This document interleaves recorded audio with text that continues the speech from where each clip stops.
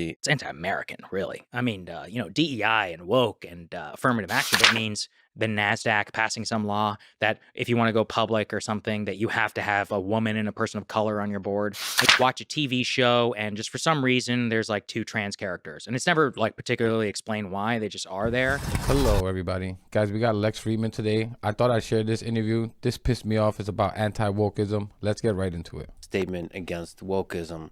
It was the broader anti-elitism. It's difficult to say because I wouldn't dismiss anti-wokeism or wokeism as an explanation, but we need to understand like the electoral impacts of woke. So there's varying degrees of like how you're going to encounter quote unquote wokeism, and this is a very difficult thing to define. So let me just try and break it down, which is there are the types of things that you're going to interact with on a cultural basis, and what I mean by that is going to watch a TV show, and just for some reason there's like two trans characters, and it's never like particularly explained why. They just are there. Or watching a commercial and it's the same thing. Watching, I don't know, I remember was watching, I think it was Doctor Strange in the Multiverse of Madness, and it was a terrible movie, by the way, don't recommend it, but one of the characters, I think her name was like America, and she wore a gay pride flag, right? Look, many left-wingers would make fun of me for saying these things, but that is obviously a social agenda, to the point as in they believe it is like deeply acceptable, that is used by Hollywood and cultural elites who really value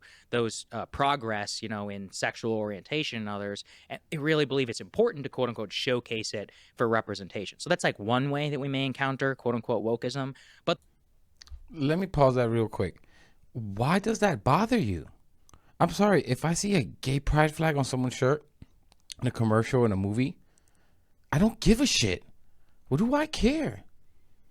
Like, this is so insane to me. It's the same thing when Idris Elba was rumored to be the next 007. The right wing freaked out, and I think he purposely left out when they have a black superhero or a black person in this context. It freaks them out.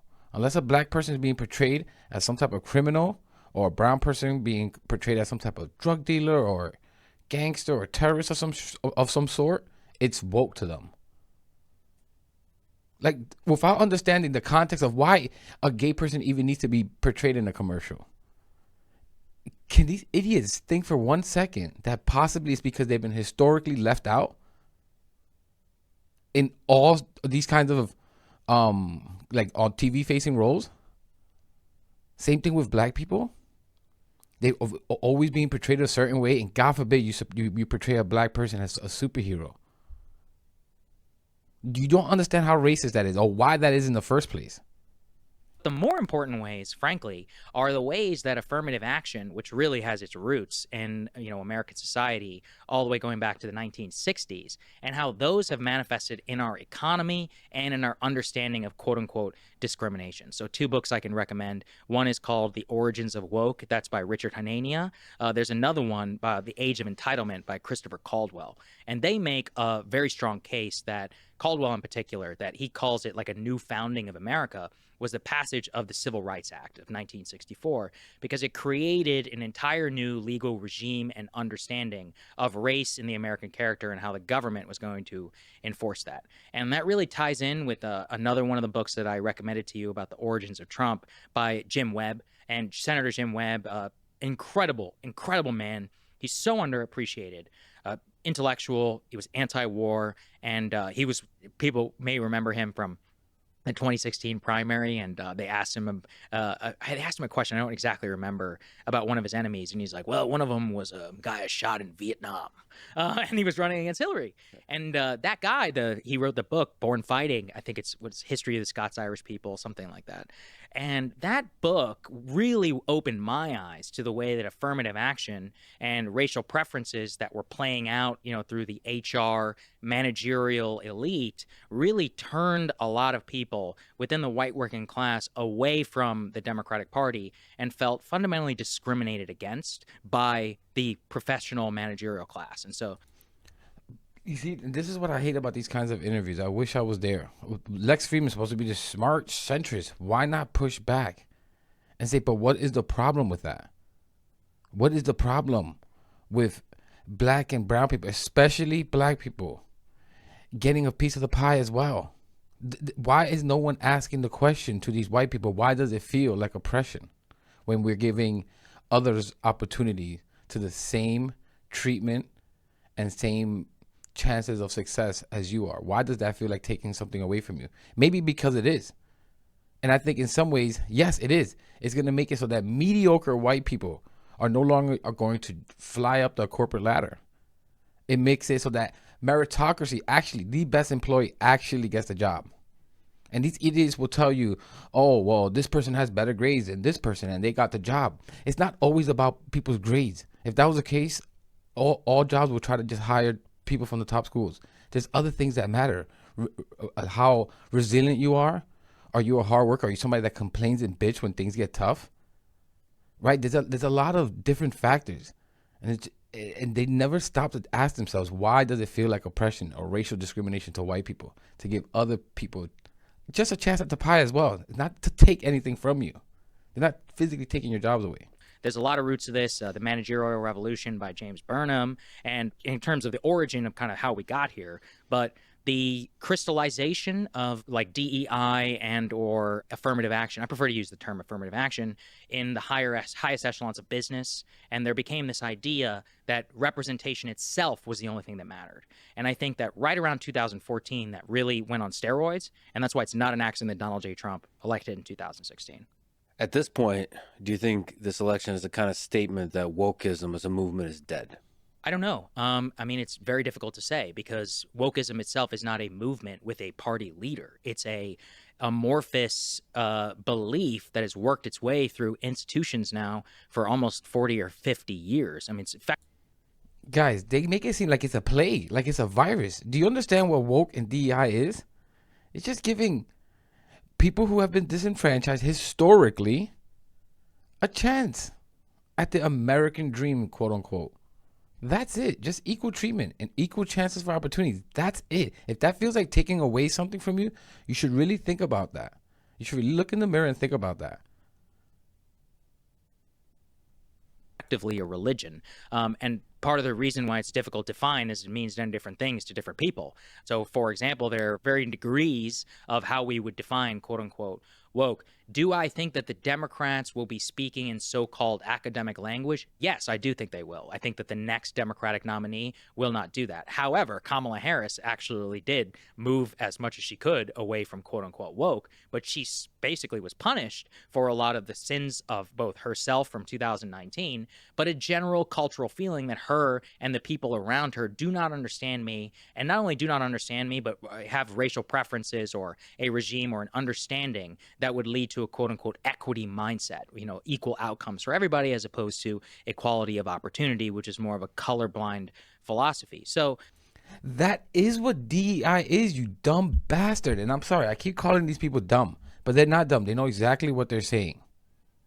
This guy is buddies with Vivek and JD Vance, just disgusting pieces of garbage, racist. We all know about those guys. I mean, these people don't sit and for a second and ask themselves these questions as to why do white people feel like this. You're part of the reason, Saagar, and all you people in the right wing.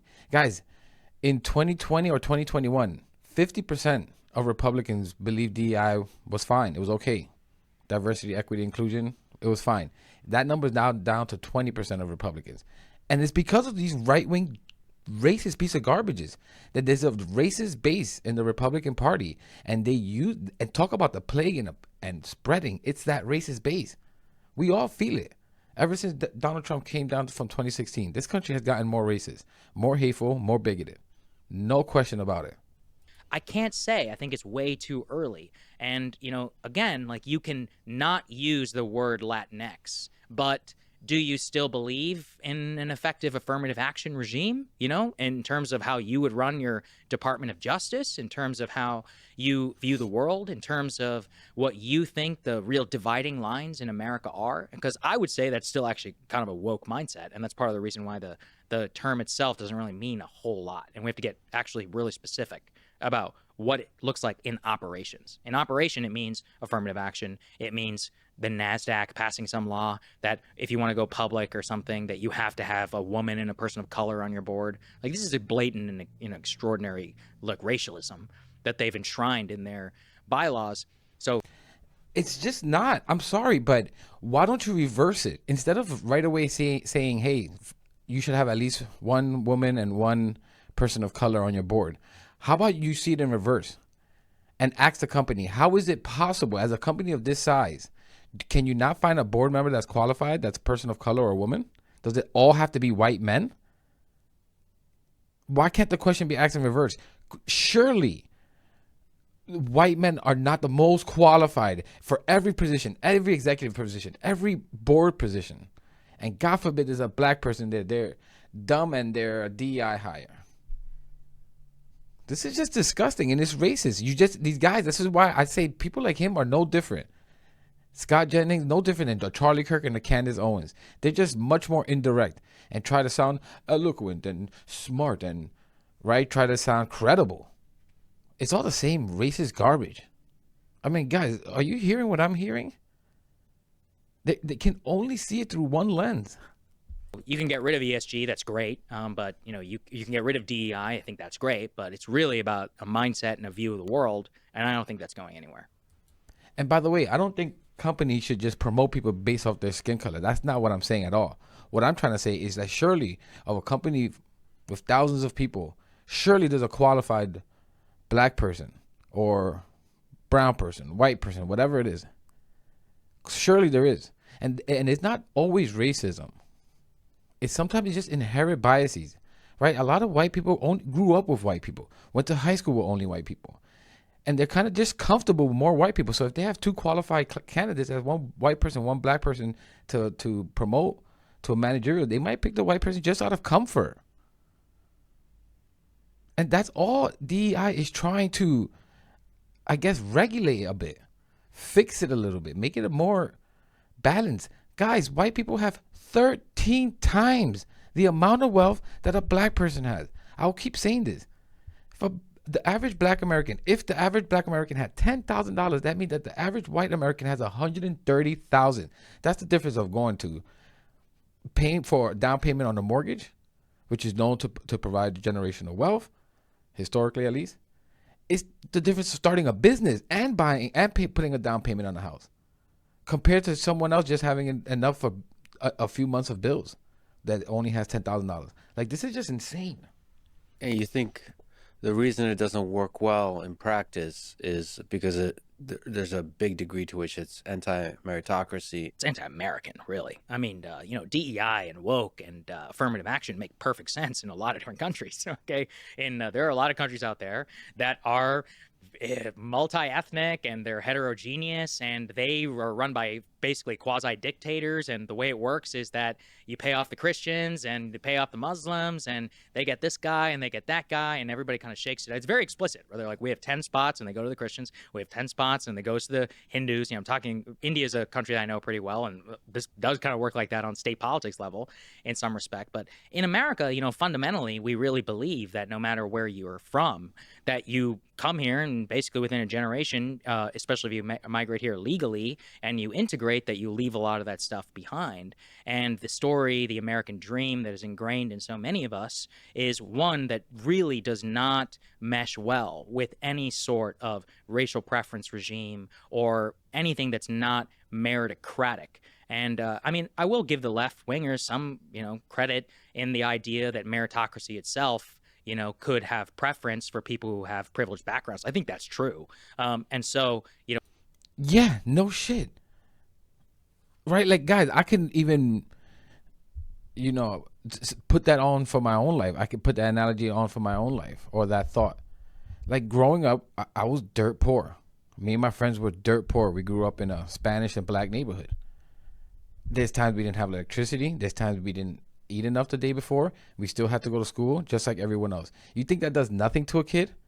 You think that does nothing to someone throughout their life as they are going through their education? You don't see how some kids could be pulled back? 13 times the amount of wealth, guys. the way I would like to see it is to increase everybody's equality of opportunity to make sure that they all have a chance at quote unquote willing out the American dream, but that doesn't erase meritocracy, hard work, and many of the other things that we associate with the American character, with the American frontier. So really, these are two ideologies which are really at odds. Like in a lot of ways, like wokeism, racialism, and all this is a third world ideology. It's one that's very prevalent in Europe and all across Asia, but it doesn't mix well here, and it shouldn't. And I'm really glad that America feels the same way. It's just sad that people like Saagar they just identify more with a white person, a white American, than they do a person of color. They just do. And a lot of them are just like Vivek Ramaswamy. They know racism is on the right. Vivek even admitted that he was surprised at how much it was during the campaign. But they still kowtow to them and pander to them, one for money and one because they're pick-me's. They want to be spared. Or they want to, right? They're willing to step on their own people to move up in life. And I think it's disgusting and horrible. Guys, let me know in the comments what you think about everything that was said here. Please subscribe if you aren't. And thank you for watching. I'll catch you in the next.